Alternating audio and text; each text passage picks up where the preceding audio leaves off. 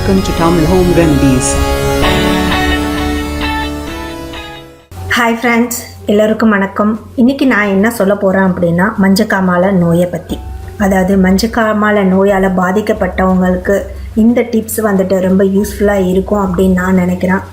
எது சாப்பிட்லாம் எது சாப்பிடக்கூடாது அப்படின்றது தான் நான் சொல்லியிருக்கிறேன். அதாவது சாப்பிட வேண்டாதவை டீ, காஃபி, அசைவம், காரம், புளிப்பு, அதிக எண்ணெய் உணவுகள் இதெல்லாம் நீங்களாம் கண்டிப்பாக சாப்பிடக்கூடாது. எது சாப்பிட்லாம் அப்படின்றத நம்ம பார்க்கலாம்.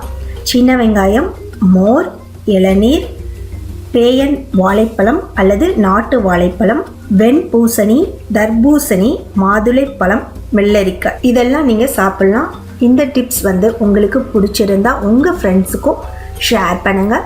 ஏதேனும் டவுட் இருந்தால் கண்டிப்பாக நீங்கள் இன்பாக்ஸில் எனக்கு கமெண்ட் பண்ணுங்கள், நான் ரிப்ளை பண்ணுறேன். ஃப்ரெண்ட்ஸ், இந்த வீடியோ உங்களுக்கு பிடிச்சிருந்தா ஷேர் பண்ணுங்கள், லைக் பண்ணுங்கள், கமெண்ட் பண்ணுங்கள்.